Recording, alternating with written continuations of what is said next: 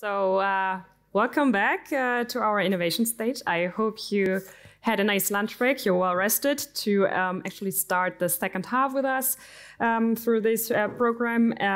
We will have a very interesting topic now. We've heard a bit about already embedded insurance in the morning. For me, that was a totally and completely new topic. I've never heard of it.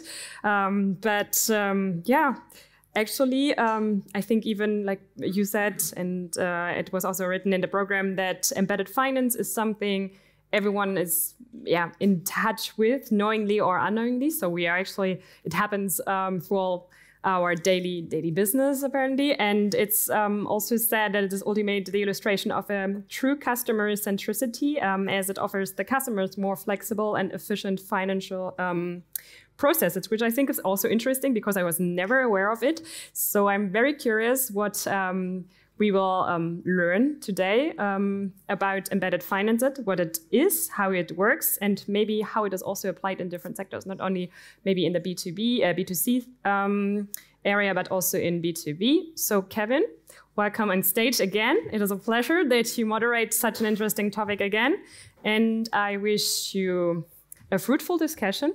And I hope you will all take something with you. So, thank you so much for the kind introduction. Is this working? Yeah, fine. Well, very warm welcome also from my side for those who haven't followed our sessions in the morning. I think Sabrina gave a really nice overview. So what we want to do in the next couple of minutes, shine a light on embedded finance. So what is embedded finance actually? So for me, it's sort of bringing financial services to the people and not vice versa, as we have it today. People have to go to banks, to insurers to actually get their services. It's a really trendy topic, so I'm happy that we can dig a bit deeper today with our special guests. So warm welcome to Markus from Stripe. I'm happy to have you from DACH, head of DACH Raum. Here for Stripe, probably the largest fintechs. Happy to have you. Please take a seat on the panel.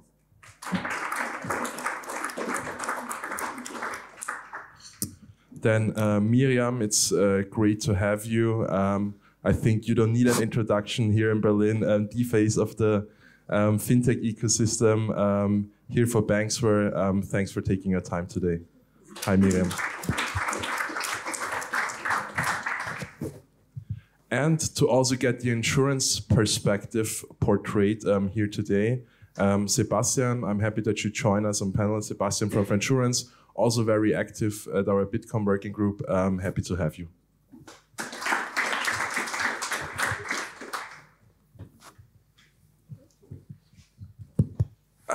So maybe to start, I heard some complaints that we have too little engagement with our audience. So maybe to start, I would actually get a feeling of what you're thinking. So maybe just with a quick show of hands, do you think, what is embedded finance? Do you think it's just a fancy buzzword? Then raise your hand right now.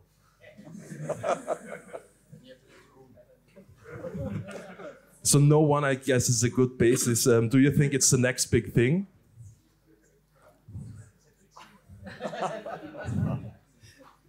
Okay, I have a few more here because it's. I think it was 3 people. Do you think it's a revelation for customers? Okay, I see we really have to work hard on engagement with the audience. But maybe this is a first indicator that embedded finance is somewhat new, maybe somewhat a bit difficult to grasp.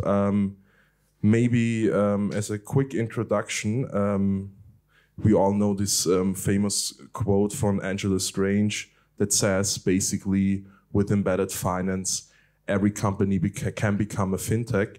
So to start with, maybe Miriam, why should every company want to become a fintech? Is this the right starting point to kick this off? Why should? I mean, everybody needs financial services, right? So I think this is something everybody needs. And I think the user experience in the last 20 years has changed a lot. So 20 years ago, people went to their banks and they got their financial products there. today, people shop online, they use platforms. So actually 2020, every second euro was spent on a platform. So this shows a lot. I mean, it shows the behavior is changing, and people expect today something that is more tailored to their needs. They don't want mass products that fits all. They expect when they go shopping, when they expect something like the Amazon way, and they get this through this embedded finance, because embedded finance is more or less abstracting, let's say, financial products that have been, let's say, offered by banks in the past into technology and putting this technology into the context where it makes most sense. And this is often a platform, and you will see a lot more platforms in the next years rising. And we see platforms over platforms also in B2B. I want to dig deeper on that idea of platforms in a minute.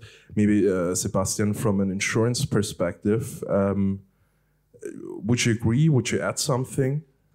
I would agree and disagree. So being a fintech is nice. Being an insurtech is much nicer, as for insurance is an insurtech.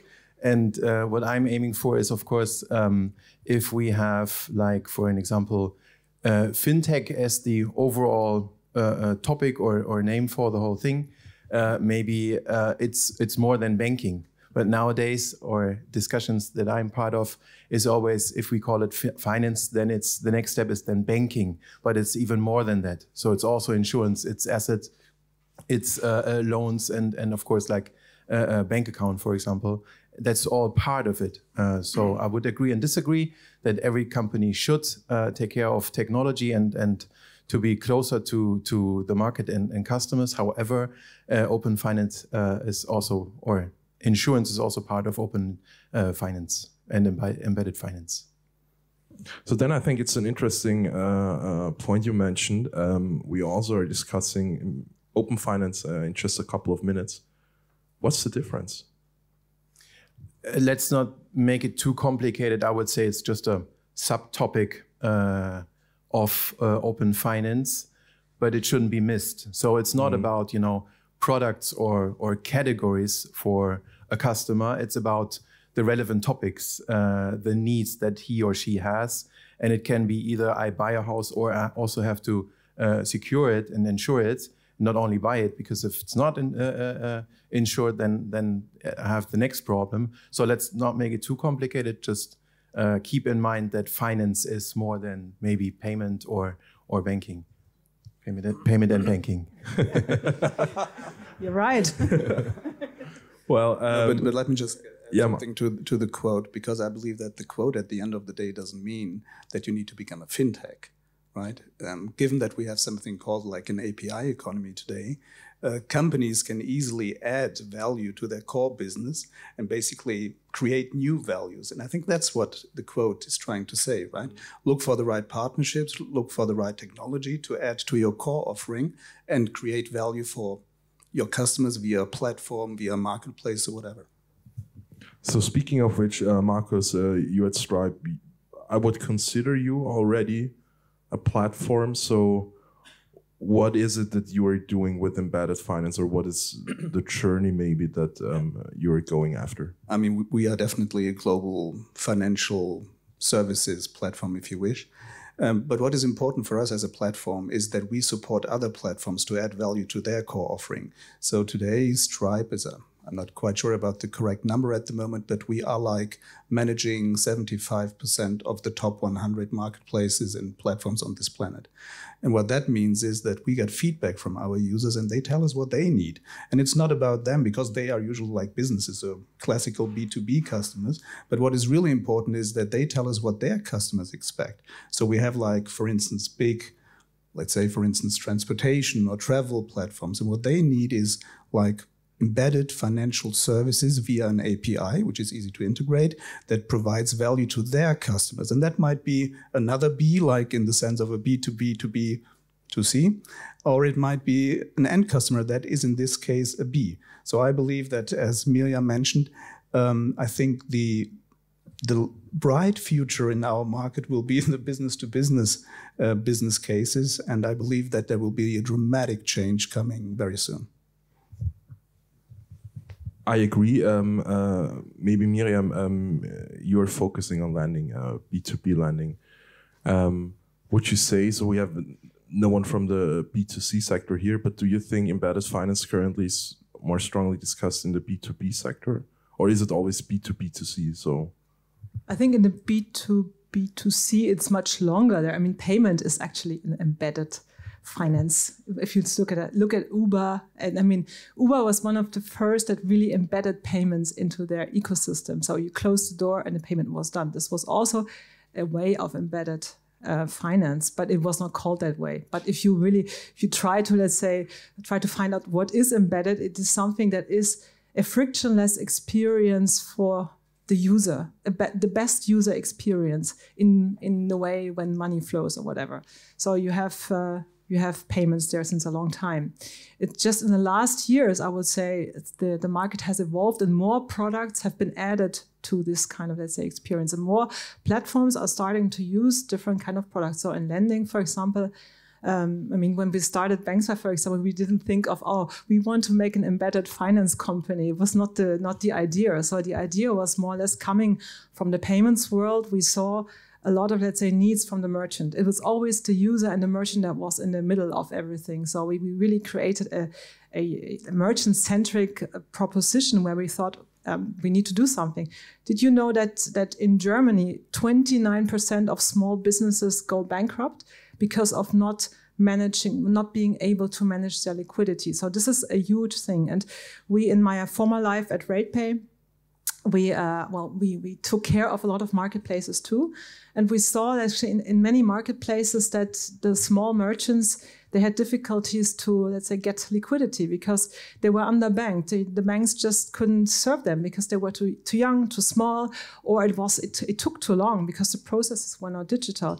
And so actually this need really evolved from this user, let's say, by talking to the merchants, we saw we have to build something that is different, that helps them really to get a better customer experience and to really support this. So actually we came from this. And then when we started doing it, we realized, cool, okay, we read this too about Angela Strange. And I said, okay, hey, we do embedded finance, and this is a new buzzword, but it's not that we created our company as we want to be an embedded finance company. Yeah.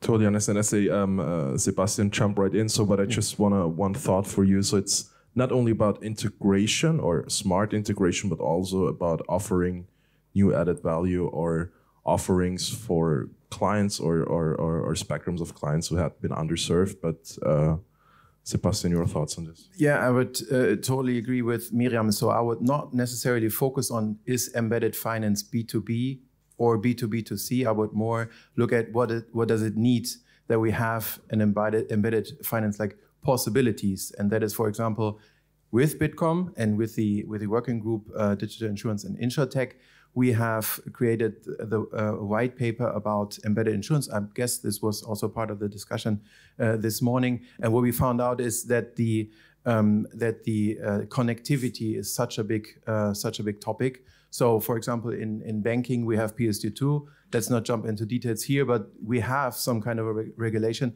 and standards. In insurance, we don't have that. I mean, there are some standards at least, but not like regulated and everyone really has to stick to it.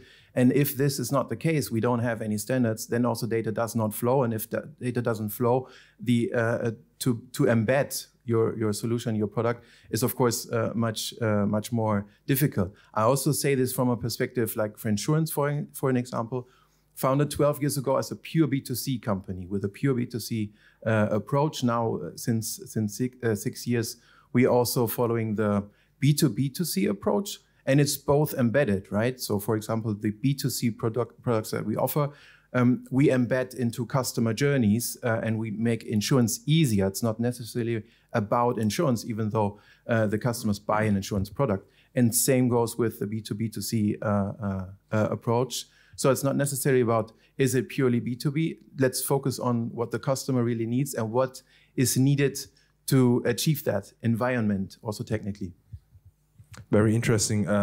You mentioned you don't want to go into nitty-gritty detail about regulation, but I think it's an interesting thought. I mean, we had PSD2, bringing some standards, open banking. Now we are currently consulting an open finance framework. So how can we get it actually right from an infrastructural perspective? Do we need more regulation, smarter regulation? I mean, for fintechs, I know it's always very difficult to comply. What are your thoughts on this? Maybe I start and then you jump in. The reason why I said let's not jump into details because I'm not an expert. I'm not an expert at PSD2. The others are. I am not. But what I've learned with the PSD2 development was that new products, new use cases were born, even new companies were born. And that was somehow also, I mean, there was this movement like 6-10 years ago, everyone remembers that, that we saw this momentum, you know, in the market. And that was just awesome. There was pushed by regulation, but not only pushed by regulation, also because of tech trends and stuff. That's why I say, and looking at it from a more, hopefully, insurance expert perspective, I would say that maybe it's not needed to have also data flows regulated in the insurance topic, but a regulation helped a lot in the banking. That was the learning that we saw. Would you agree, Markus? I agree that I'm not a specialist in that topic, but I do agree. But I believe that Miriam is better to answer that question. I'm also not an expert on regulation, but I think, I mean, what is my expert, my colleague is also here. He's really the expert, but I'm not the expert. But still, I think open banking helped us, or regulation helped us. In our case, actually, I think PSD2 is a bit the railway system or the rails that help actually to develop more products on top of this, because, for example, we work together with fintech systems as that we get information from the bank account. We don't do that by ourselves, because if we would build everything by ourselves, it wouldn't make any sense. So we work together with other startups as well in order to get, let's say, the best product out of it. And therefore, regulation helps. I mean, I would love to have a more modern regulation sometimes. Modern KYC processes. We talked about this previously this morning. Have one KYC process around Europe, that would be perfect. This is what we would really need. That would really help us. Yeah. And I guess for every use case, I mean, and it really starts with onboarding. But I think this pinpoints to one thing, or to one major question: how is the role of banks or financial institutions changing in general? I know that the discussion we are having today from banks is a bit different as we had it in the beginning of PSD2, but the role of banks is changing. How do you assess this, or how do you assess partnerships in the future? How do you assess this changing roles? Yeah, so we work also together with banks, but if we really take a deep look in the future, I mean, it depends on bank to bank. I would not say the future of banks is. So the future of some banks is maybe, yeah. And also, if you look at some banks, they spend so much money on innovation, like JP Morgan, especially the American banks. So European banks are really bad on this. So there are not so many really cool European banks. This is also a fact, and I think a lot of banks, they have to change. And if they're not changing, if they don't see that they have to spend, let's say, a lot of things in innovation and maybe new products, then maybe they won't be there anymore in 10 years. It's not that I don't say that all the banks are dying, but if banks really don't realize that it's really time now to act, I don't see a bright future for them. Because, I mean, I mean, embedded finance is coming, and yes, there are banks needed in, let's say, the background most of the time. So we, for example, we are only a loan broker. We work together with banks, but these banks are not normally these traditional banks. It can be traditional banks, but also these are new banks. And so I think we will see a very different landscape in 10 years. Very interesting. Maybe adding to this, but who in the end of the day will win? I mean, if it's all about who's the most digital savvy, we have the GAFAs and stuff like that. They will be best positioned, right, to do embedded finance, or aren't they? I'm curious about this because the way I get it, if banks become some sort of infrastructural service, why wouldn't I buy at Amazon? You mentioned it. That's what people expect. I mean, those companies win that give the best customer experience, yeah, and that the ones that really understand their customers. So, but in order to understand your customers, you need to understand your data, and you have to, let's say, you have to be a tech company. And this is also a mind shift that a bank actually has to transform in a way into a tech company to better understand their customers. And it's all the same today. The most important companies in our world today are the companies that understand their customer best. And I believe, I mean, just coming back to what we said at the beginning, right? Fintech or embedded fintech does not necessarily mean that we have like merchants, platforms acquiring this kind of technology. We have APIs available. And these APIs might be also available for banks that are looking for partnerships in a technological space and identify who are the players that can add value to their core businesses.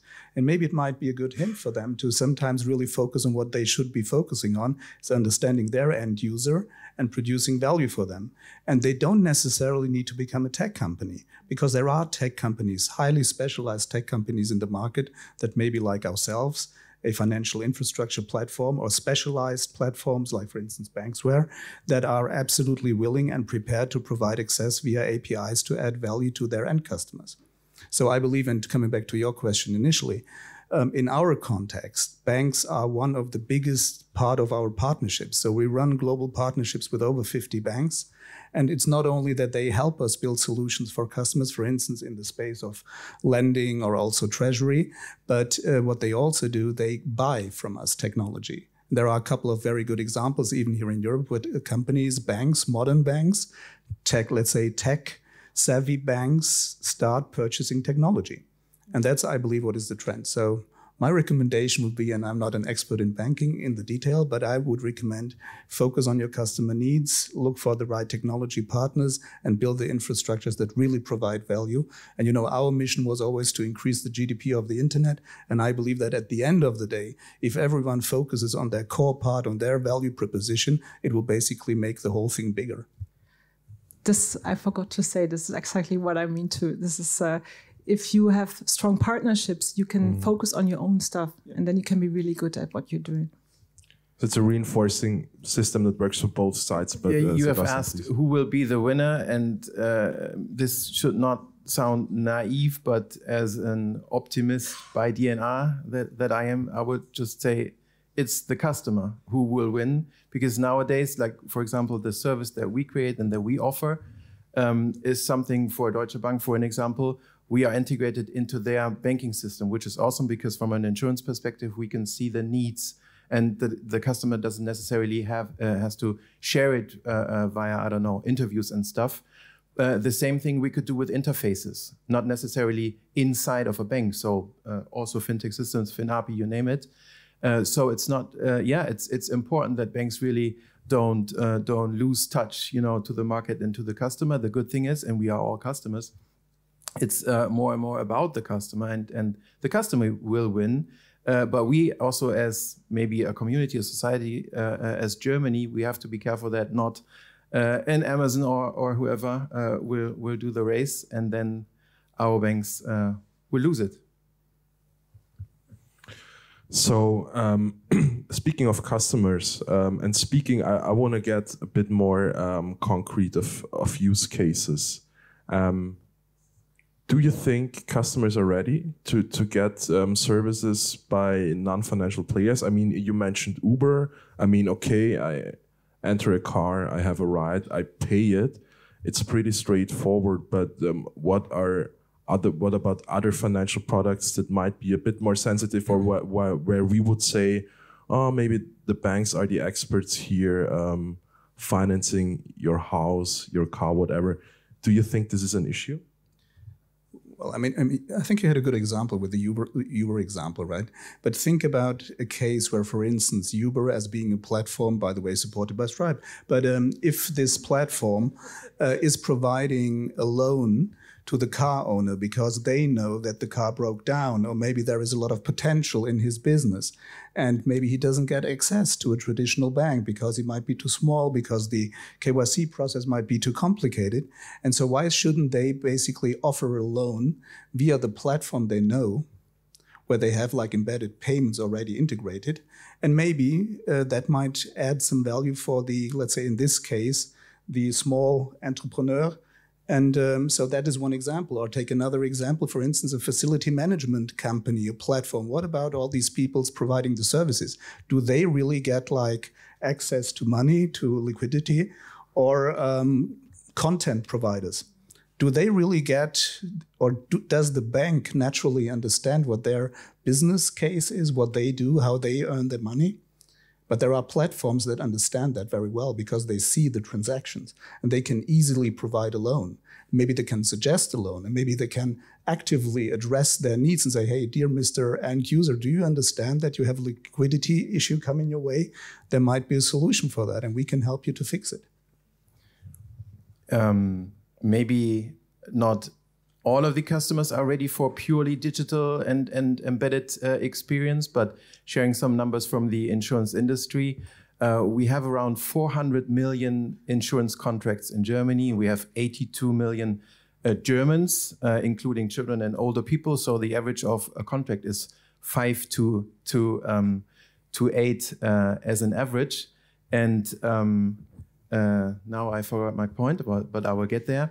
What I wanted to say is, then the other side, the agents, we have around 200 people who are agents, so somehow selling insurance. And the average is, of course, male and 55 years old. That means within the next 10 years, the number of agents will go down to 100, but the number of contracts, so the need, because of existing contracts, and also the policy numbers is still growing. So also from a market or from a selling perspective or from an insurance company perspective, there's no other choice that companies will invest into tech, because who should do the work then? If you just have half of the size of your sales force, for an example, you have to invest, and if you invest, that's the chicken and egg, you know. Then of course the offer will be a lot better, and maybe the customer gains more and more trust. I think people always trust in the things that are most relevant for them. Yeah. So I mean, for some it is really, let's say, it's the M-Markt. For some it's Lieferando. For some it's whatever. For example, we serve Lieferando as a customer. They are a customer of ours, and they offer a restaurant loan. It's also a good a good example, because these restaurants, they would not get any money from a bank, because banks at the moment don't like restaurants a lot because of Corona and everything. But the Lieferando has a really, really big impact on the restaurant's life every day. Yeah, so they sell a lot of their stuff over Lieferando, and Lieferando knows really, really well what actually is going on in this restaurant. So that helps a lot to make a different kind of credit decision. Yeah, so the platform itself really knows actually how this restaurant is doing, and they can offer their restaurants a product that help them to grow and to survive Corona, because it's not often a mismanagement. It's often, as I said, so many young businesses die because they cannot manage liquidity, because they finance themselves out of their own money, and sometimes you cannot really grow when you have to finance yourself out of your own money, and you need money to grow. And if Lieferando is offering now money to grow their business, really, believe me, there is nobody who would say, oh, I don't want the money from Lieferando, I want it rather from my Volksbank or from my whatever bank. So I don't think there is a trust issue when this platform or the place that you use it is really relevant in your life. So in a way, it's like bringing together what belongs together, right? So it's just extending the arms. So what, Markus, I see you want to say something. Actually, I wanted to ask you from Stripe perspective, do you see similar cases, similar? Absolutely. I mean, we have a very similar offering, at least in the US and some parts of Europe. But what we see as well, for instance, another example is in the issuing space. So we are able to issue credit cards, be it virtual credit cards or even physical credit cards. And we see quite some demand. But when it comes to the question of trust, what I at least observe is that there needs to be something like, let's say, a natural connection between the relationship between, let's say, the platform and the end user. And there needs to be like a link, right? I mean, Lieferando would not be, let's say, a relevant player if they provided, let's say, car loans or whatever. That doesn't probably not make sense. But what we see, for instance, is that there are companies thinking, for instance, and like issuing credit cards that are limited to a defined purpose. So that which is sort of a little bit like financing. So there might be preloaded credit cards for their end user, for their business partner, which helps them to purchase specific goods or services to be more liquid. So this might be an additional case to support your thesis. Very interesting. Maybe coming back to insurances, to a point you touched upon briefly, because still today the classic way is you have someone calling you or coming to you to get insurance done, right? So, and I think banking or payment services are a bit further digitized in that regard. So, Sebastian, where do you see embedded insurance? Is there a takeoff time-wise, or do you see other challenges? It's funny because everyone speaks about embedded insurance in the industry. That's the hot topic. That's the next big thing. At the same time, I was at a conference and people were saying, you know, we as insurance, we can build the best products. We are missing the merchants. So we could sell each other the best products and the best solutions, but as an average or overall, the insurance industry is not at the point of sale like you guys are, for an example, which is awesome. I mean, imagine a German insurance company at the Uber thing, whatever that means. So really at the point of sale, which is very innovative and very, very new. So in real life, I would say insurance will get there, but is not. And looking at it from a timeline perspective, look back 5 years where banks were 5 years ago. This is somehow maybe where the insurance industry is, and what it needs to get there is time, trust, patience. So we are on the way, but still it's connectivity, it's data, it's standards, and also here I'm very optimistic that we will get there. So all good, but still a lack of we're a little bit behind. Which is also something because of the relevance of insurance. We don't have this daily relevance in insurance. That's also a reason why I'm a big fan of digital bank insurance, because we then add, banking and insurance, and this I like. But just a recommendation. Maybe it might be a good idea to talk to those who have the direct contact to all the merchants. And these are the global platforms. You have an idea? Yes, I have one. We can have a coffee. I'm not saying that we're going to do that. That is not maybe let's say the priority at the moment. But as we grew into the space of embedded finance, this includes embedded insurance, by the way, right? Exactly. And we started with value propositions like loans, treasury, issuing of credit cards, sending funds around, and embedded payments, obviously. But there might be a day when it will be also embedded insurance, because what we usually do, we listen to our merchants and they tell us what they need, right? And that's exactly what our, I believe, strength is: listening to the users, understanding what they need, and building the technical infrastructure to provide what they need in specific markets. Let's do that. So, I mean, this is also what we are trying to do with today's conference, bringing together different verticals. Do you think embedded can also be a way to tear down boundaries between different verticals, insurances, lending, payments, to make it grow together more naturally? Absolutely. That's at least my idea of, putting the dots together. Just as one example, use case. In Germany, we have insurance policies that are tax related. However, I have to type it into my tax declaration. And why not bringing these worlds together via interfaces, for an example, instead of waiting for a letter? So it's about tax. Then we have open finance. We open up the whole topic of finance and bring all these different life situations and then maybe verticals together. That's, for me at least, make life easier and bring the verticals together. Absolutely. I also think our world is complex enough. Yeah? So actually, people are really, they search something that is holistic and easy and simple. So actually, they love something that is on one place. And the more things they get on one place that really are good for their needs, you can put it all together. Yeah.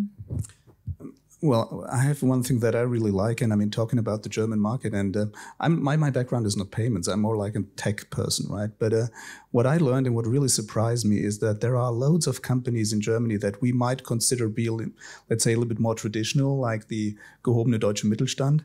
But at the end of the day, what they do, they run global ecosystems. And what I believe is extremely interesting is really sharing ideas and enabling them to understand what the possibilities of technologies are at that moment. So what does it mean if you have like a global ecosystem and you build what we call maybe a global marketplace? And then we come to the point that they put their users in the middle of it, in the center of their interest, and then you can start adding whatever services are needed around it. And that might be an insurance, it might be a loan, it might be a treasury opportunity, it might be payments. So there are loads of opportunities for them, but I believe that some companies, specifically those who are more traditional, they haven't really found out what the potential is that technology can provide in that moment. And I believe the wonderful thing like an API-based economy, an infrastructure that you can easily build for your company and create around your core business is a fantastic opportunity. And that's why I believe that B2B, including maybe the C, is a huge potential specifically here in our market. I agree, but then the question right back at you, how can we change this, or how do we go about this? Do you go to every individual, talk to them, or is there a way to get us more digital savvy, so to say? You mean we should do a session with Bitkom and basically multiply it? No, sort of. No, but I believe so. We have started to create first use case, and it was quite a lift to help people understand what the possibilities are. But they are what really surprised me honestly is that most of these traditional companies are very open. They have a very clear understanding. Sometimes they still like owner guided or led, and that is something I believe they are very open. They want to listen. They want to understand what the possibilities are. They are very much built around the user and their end customer. They understand very well what they need. So just imagine if you're like a traditional manufacturer and you build your global marketplace, and suddenly you say, well, why don't I have, well, let's say the implementation partner being part of it? And you know what? I provide services to them. I collect the funds. I pay out to them. Maybe I can give him a credit card, a virtual one. I can help him get the liquidity that he needs for his growth, for his expansion. So I believe that is a fantastic opportunity. Absolutely. And we need to continue telling this message using multipliers that are relevant. So I think there's a lot to do. Very good. Do you want to add to this, or? Because I would try again. We have only a couple of minutes left. Maybe to open the discussion just a little bit. Maybe to get back to one point we discussed, but not into deep, the role of changing banks, or the role of banks that is changing. I see at least Steffen here. What do you think when you hear this, or any questions on that? Where we are at DKB? Yeah, maybe. How do you assess it as a bank? We are all under NDA. You can share. Well, I mean, I've always talked about open finance and open banking at DKB. So this is our goal, yeah, to create an ecosystem at the DKB to have different ecosystems and address the customer needs where they are. Yeah, when they travel a lot, probably they need travel insurance to the payment as well. And if you buy a house, you need insurance, and you need a loan. And so this is what we're targeting to. Of course, this is what we're creating at DKB. So yeah, but fully agree. Maybe to all of you, if you look at the general bank here in Germany, do you think they're ready to, just as Steffen pointed out, try to embrace those challenges, or do you think they're trying to stick to an old model where they are doing everything?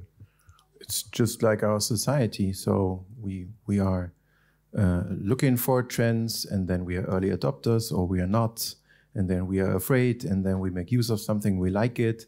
Also with this conference, I mean, we have so many smart people here over the last 1.5 days, or with today, and then we go back, and then maybe we change something, or maybe we don't.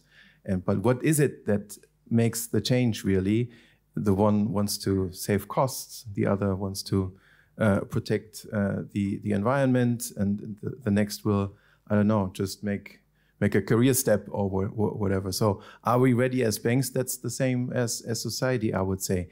But to be very precise, whenever I speak with a bank, it's like you have different types of people, and it's always stick to the people if they're open to change. Technically, I mean, we as a startup, or scale up, 12 years old now, as a pure tech company, when we speak with, for example, the Sparkassen, they are much bigger, also in tech, of course.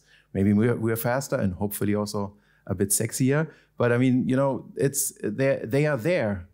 Why don't they change? That's because that's also society and the people inside these large companies.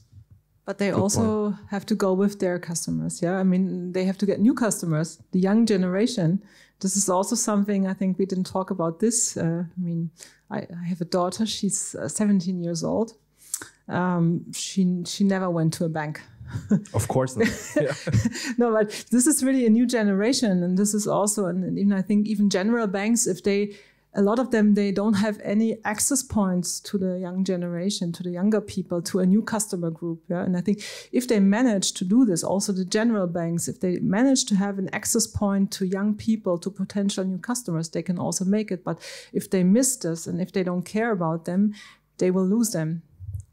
Very interesting, Markus. And the same applies basically to the B2B space, right? I mean, there are so many new customers, new companies being founded, and do they really have access to banks? Do the banks know what they need in how they need it? I presume not all of them.